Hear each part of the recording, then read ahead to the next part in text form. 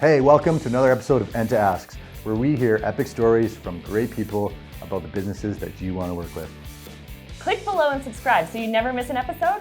Or if you want to be on our show and tell your epic story, our link to get on our show is in the description below. Hi, I'm Caitlin Bullock. And I'm Adam Colazetti. And this is another episode of Enta Asks. And today we are in downtown Calgary after a long absence. And we are sitting here today with Chad Larson, who's the Director of Wealth Management and Portfolio Manager, and Sue Derlago, Vice President and Senior Financial Planner for Canaccord Genuity.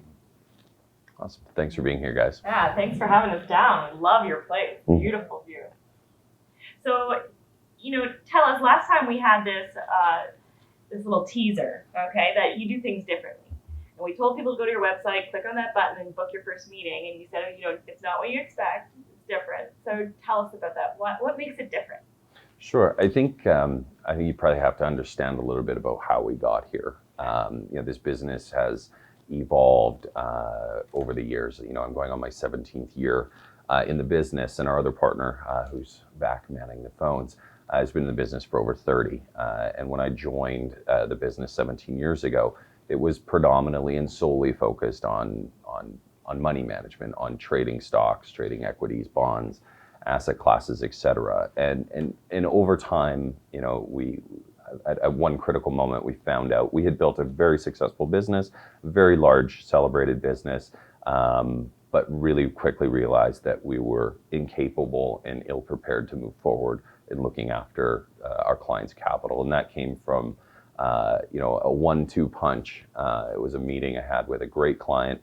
They've been clients of mine at this time for 8-9 years, always with great results. And I would show up to their home and have a glass of wine, eat some cheese, and tell them things were going great, and I would leave. And during that meeting, the client just looked closed off. It was body language, it was posturing, and I knew him well enough to know something was wrong. And so I asked him, so what's wrong? Because in my world, it couldn't have been the numbers. It couldn't have been the stocks, because everything was looking great. And, and he almost choked up because, we'd been dealing with each other for a long time. I knew his family, I knew his children. His eyes welled up and he said, I have questions I don't even have the questions to. I don't know what this all means. I don't know if this is enough. I don't know what we're doing. And so I realized, I salvaged the meeting and kind of said I'd go away and think about a few things. But, as I was driving home, as I was about to call my business partner and say, oh my gosh, the weirdest thing just happened to me. Someone who's making great money, having strong returns, is literally considering firing us. While I was about to call my business partner, my father called me, who was living overseas at the time, and indicated that he was looking to retire and move back to the country. And I congratulated him on that and said I couldn't wait for him to be home. And by now I had young children. It would be great to have grandpa around. He hit me with the death blow and said, well, who do I talk to? Who should I be talking to if I'm looking to retire when I had autonomously managed my family's capital for the past 10 plus years? So I realized very quickly that our clients didn't view us as having the skills to help navigate them through that next stage of their life. So that came to the story of the purple teeth meeting. But I love that term. I called my business partner at the time and said, you need to come over tonight, grab some wine. We have a problem. And we brainstormed. We drank a lot of wine. We got purple teeth, and we came up with the conclusion that we were ill prepared at looking after the client families that have entrusted with us with their capital for the next phase of their lives. And we went back to the drawing board, and by luck, by design and fate, we found Sue Derlago as a partner.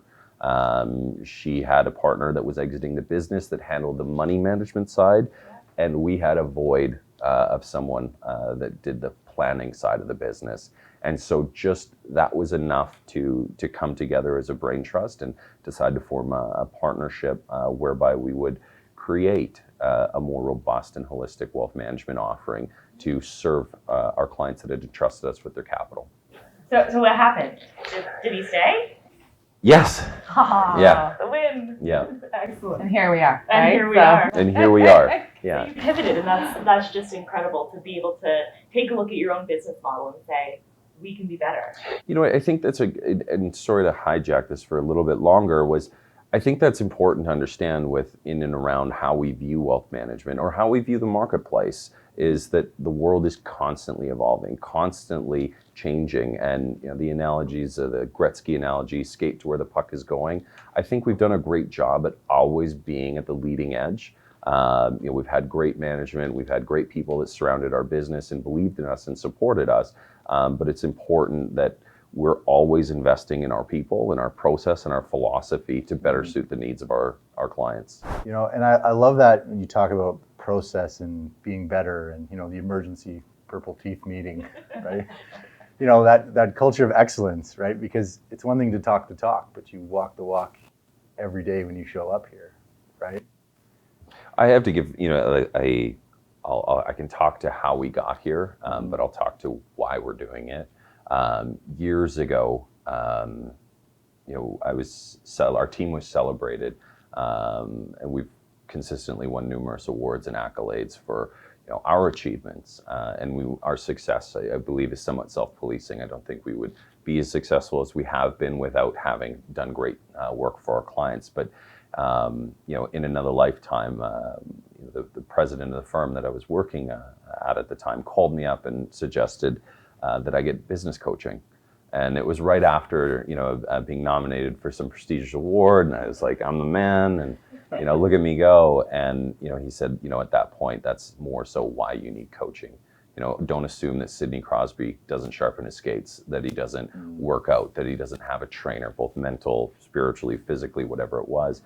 And I took that back to our team. And, you know, since that time, we've consistently worked with business process coaches and coaches internally within the team. And, you know, and that's an effort that Sue leads solely and champions with across our team from the bottom up, from the top down. Unless we do have a very flat management structure, but we try to integrate all that culture of excellence and improvement. And that really leads kind of one of those, I guess, taglines that we're, you know, a bit known for is within a client meeting. And when we look at ourselves in the mirrors, what are the things that we would look to improve, develop, or change? You know, and no one can say no to that. I think there's all things that we would look to improve and develop and change in our own personal lives, financial lives, spiritual lives, whatever it may be. And, you know, we ask ourselves that so we can only be the best for our clients, given the kind of the work that Sue helps shepherd across our entire culture. Amazing. And that's often one of the places that, you know, we tend to start with a lot of our families, you know, just going back to that, well, what does that first step, right, or that first meeting look like? You know, we specifically ask clients to not bring papers or statements or documents. And the reason for that has really become very simple. In our experience, we don't want it to get focused, you know, on those things right off the get-go. So there's no numbers. There's no numbers. And it's more about starting to understand, you know, one of the first questions we'll often ask is, well, what prompted you to reach out, right? Mm-hmm. If you feel like everything is going extremely well, no room to improve, develop, or change, you probably didn't go onto our website and schedule that introductory meeting. Right. So, you know, a big place that we like to get started is just really starting to understand, you know, what are some of the moving parts? Where may people have concerns? Where may they be looking for direction and clarity? And that really starts to form the basis of determining if there's a good fit with a team like ours, starting to look at, well, what are some of those areas that we may be able to step in, actually start to improve. But one of the big things that we really focus on is implementation. So one of the terms that we have on our team is we talk about having IQ, which is high implementation quotient. So many times we see situations, and we've even seen those folks come to us where, you know, they had a plan, there were some recommendations, whether they were, you know, investment, tax, estate planning, nothing ever actually got done. So, you know, a big part of where our team really tends to make a difference is getting highly involved Mhm. and making sure things go from being a recommendation on a piece of paper to actually being implemented and having that desired impact, right, on their lives. And I think that's where, our team spends a lot of time and energy is integrating, multiple professionals. And I can think of a recent situation with a family where, they thought they had done a really good job on their investment planning and their tax planning. They were a family that had lived abroad for a number of years, coming back, but what we were able to quickly determine is nothing had actually been integrated. They thought that maybe it had, but in actual fact, that wasn't the case. And through some, very simple adjustments, we were able to find some solutions that ended up saving the family, in excess of $1 million of tax. What? And that And it was so- we gave Chad the marching order. Yeah, I didn't even have to do anything. No, it's great. Understandingly, like we talk about pillars, we talk about gears, or we talk about all of these things and try to create pictures and analogies of what it is that we do. But so often as people have siloed their business, they've got their legal, they've got accounting, they've got tax, they've got wealth management. Like we try to act like that of the transmission to make them all work together. And so, Sue's job largely and leading that across what we would call wealth enhancement services is playing a little bit of cat herder. It's a lot like herding cats at times, getting all people together. But once they understand the process and the philosophy, it makes sense as to why. Starting with the why is so important. The how can come so much after. And that's why, even myself as a portfolio manager in those earlier discussions, don't come with a whole bunch of jargon and graphs. And my job is not to, and our job is not to impress people, it's to impress upon people great habits, great process, great philosophy to achieve results over a long period of time. So I guess, in that sense, then there are specific clients that you look for that have specific philosophies or ways of doing things. Yeah, Sue says it better, and I think that, and again, that's pivoted and changed from where I started in the business, where it was the pursuit of more or the pursuit of all. And I'd say we're not all things to everyone, but we're all things to a select group of people. And select isn't meant to be, exclusive or inclusive of someone. It's just meant that these people typically have checked our boxes from a fit perspective, and Sue can talk to that a bit. And one of the things that we've learned is we've really tried to build deep expertise and hone our skills in some very specific areas. So who we find we tend to work best with are high earning professionals, established families, and often those that have complex situations. And what that might look like is private corporations, holding companies, maybe some things going on with family businesses that do require some very specific knowledge and deep expertise, both from the overall financial planning, but also from the investment management standpoint. And so we've now really structured our work to specifically work to those types of families. Right. And so you said you're not everything to everybody, because you told me a story, Chad, to somebody who wanted to just do one type of investment. Sure. With you guys. It happens all the time. And I think, maybe in another episode we can talk about, maybe how we approach just the money management side of that, because it's it's the shiny spoon, it's the exciting part, it's the least important usually in the grand scope of a family. Is it really? Of course, but it gets like a lot of the airtime all the time. But I'm routinely now approached by wealthy endowments, families, and people about a specific mandate or a specific thing that they want. They want to drive the strategy on, and they want to anoint us in some fashion to go do one thing. And it's been the best thing that I've ever done for our business is be able to say, no, that's not what we do.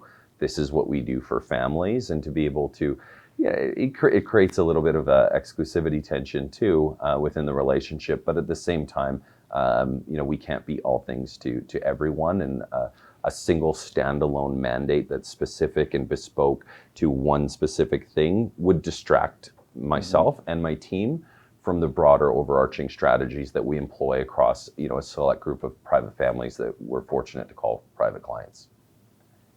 I love how strong your guys' identity is. And, in the next episode, we're going to talk about how you guys are connected to the community and how you guys give back and how you guys really go that extra mile to make a difference every day. And your diversity, which I love that, and it's just amazing. So the diversity you have within your leadership team as well as the programs that you offer. So amazing. If you guys want to find out what kind of diverse options and dynamic group this team is, check us out. You want to go to mywealthmanagement.ca and you can actually book right there. First button comes up. You can book with a one-on-one. They won't even bring any papers. They're not gonna bore you with graphs. Finally, they're gonna actually find out what's important to you, the holistic view of overall wealth management, which I just love that. So check out the next episode. I hope you enjoyed the episode. Remember, if you know somebody that might want to be on Enta Ask, just click the link below. And don't forget to subscribe so you never miss an episode.